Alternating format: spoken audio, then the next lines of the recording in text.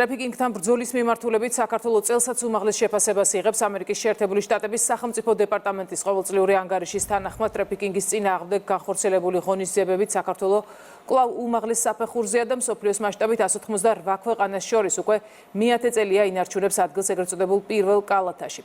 წელს შეფასების უმაღლეს შკალაში მხოლოდ 33 ქვეყანამ დაიკავა ადგილი. საქართველოს წელსაც ერთადერთია რეგიონის მასშტაბით და ევროკავშირის წევრობის კანდიდატ სახელმწიფოებს შორის, რომელიც ამერიკის სახელმწიფო დეპარტამენტის შეფასების უმაღლეს ნიშნულს იკავებს. აღსანიშნავია, რომ უშუალოდ ევროკავშირის წევრი სახელმწიფოებიდან უმაღლეს პირველ კალათაში ვერ მოხვდა 11 ქვეყანა.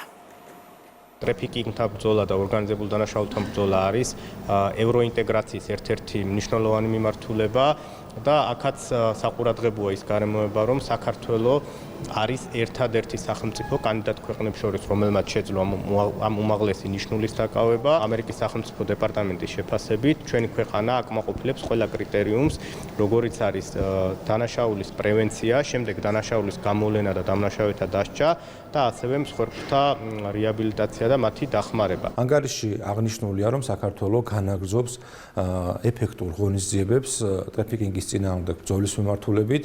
დადებითად არის შეფასებული საკანონმდებლო ბაზა და ის სასჯელები, რაც მსგავსი ტიპის დანაშაულისთვის არის გათვალისწინებული, ასევე წარმატებით შეფასდა ის მობილური ჯგუფები, რომლებიც სხვადასხვა რისკ ჯგუფებთან მიმართებაში მოქმედებენ და პერიოდულად ხდება გადამოწვევა ისეთი ადგილები, სადაც შესაძლოა არსებობდეს რისკი ადამიანით ვაჭრობის. ტრაფიკინგი ადამიანის უფლებების ძალიან უხეში დარღვევის ფორმაა. შესაბამისად, მასთან ბრძოლა საკმაოდ რთული და კომპლექსური პროცესია. ამაში იგულისხმება პირველ რიგში პრევენციული ღონისძიებების გატარება, შემდგომ უკვე დანაშაულის შექმნის შემთხვევაში მას შესაძლებელი რეაგირება, ხოლო ბოლო ეტაპზე ტრაფიკინგის მსხვერპლის დაცვა და მხარდაჭერა.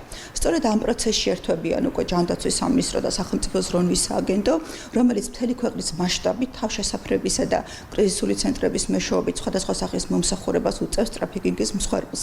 იქნება ეს საცხოვრებელი ადგილი, სამედიცინო, იურიდიული თუ ფსიქოლოგიური დახმარება თუ დასაქმებაში ხელშეწყობა.